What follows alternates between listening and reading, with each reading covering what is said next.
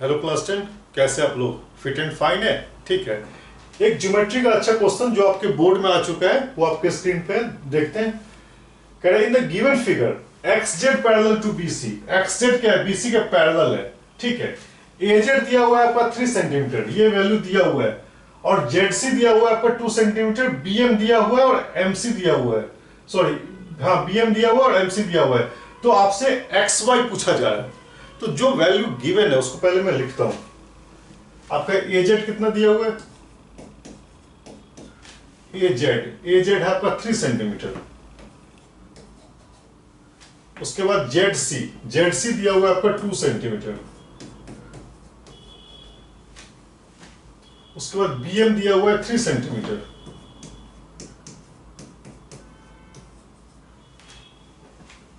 और एमसी दिया गया 5 सेंटीमीटर। ठीक है। अब एक चीज ध्यान दीजिए, जो वैल्यू था हमने लिख दिया और आपको चाहिए एक्स वाई। अब देखो, इन ट्रायंगल ए बी सी आपका एक्स जेड क्या है? बीसी के पैरेलल है। लिखते हैं in triangle A B C X Z parallel to BC. तो क्या होगा? थेल्स थ्योरम से A X upon A B equals A Y upon A M equal to A Z upon A C. तो ये हो जाएगा आपका A X upon A B equal to A Y upon A M, A Y upon A M equal to A Z upon A C, A Z upon A C by Thales theorem.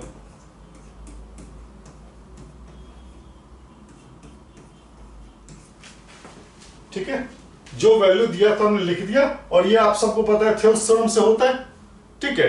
अब एक चीज ध्यान दो, in triangle A X Y और A B M, अगर हम दोनों triangle को देखते हैं तो दोनों के लिए ए कॉमन है, और X Y parallel to B M, तो ये एंगल और ये एंगल कोरस्पॉन्डिंग एंगल का पेयर होगा, सेम होगा। लिख देते हैं in triangle A X Y and triangle A B M,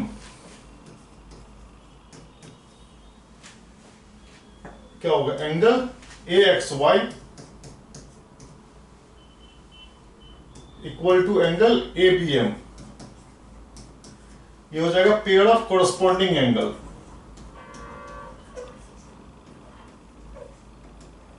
angles. ठीक है। अब एक चीज ध्यान दीजिए, ये तो दोनों के लिए कॉमन होगा। Angle angle X A Y equal to B A M, angle B A M, ये कॉमन है। तो क्या हो जाएगा? दोनों ट्रायंगल सिमिलर हो जाएगा बाय ए सिमिलरिटी। तो so triangle A X Y similar to triangle A B M. दोनों ट्रायंगल सिमिलर हो गया, तो सिमिलर होगा तो क्या हो जाएगा? सिमिलर होगा तो A X upon A B, A X upon A B equal to X Y upon B M. अब देखो, X Y upon B M हमने क्यों लिया? क्योंकि एक्स वाई आपसे पूछा जा रहा है, बी एम का वैल्यू गिवन है। ठीक है। ये तो लेना ही पड़ेगा ना एक्स वाई, क्योंकि एक्स वाई हमें चाहिए। अब देखो, अब इसको हटा देते हैं यहां से।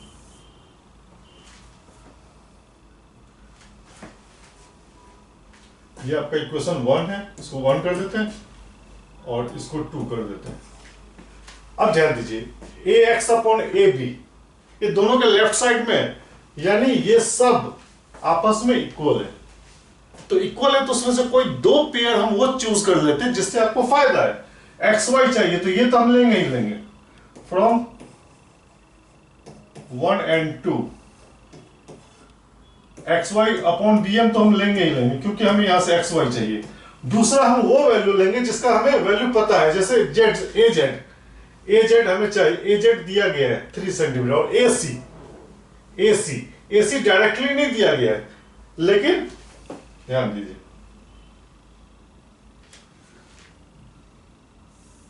देखो ए जेड आपका कितना है 3 सेंटीमीटर, और ए सी डायरेक्टली नहीं दिया है, ए Z plus Z C, A Z कितना है 3 और जेड सी कितना है 2, तो ए सी कितना हो गया 5। अब इसको बाहर कर देते हैं, तो हम ये ले लेते हैं A Z upon A C, A Z upon A C, ठीक है।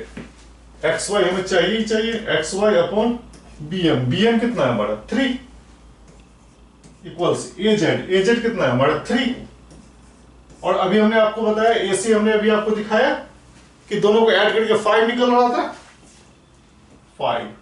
अब आप लोग क्रॉस मल्टीप्लीकेशन कर दीजिए, तो 5xy क्या हो जाएगा इक्वल टू 9, तो xy क्या हो जाएगा 9/5, यानी यहां से xy आपका आ गया 1.8 सेंटीमीटर। कोई दिक्कत नहीं, क्लियर है, समझ में आ रहा है? फिर भी इसको आप खुद से प्रैक्टिस कीजिएगा, क्लियर है? अब आप चैनल सब्सक्राइब कर लीजिए, क्योंकि अच्छे क्वेश्चन का नोटिफिकेशन आपको मिलता रहे।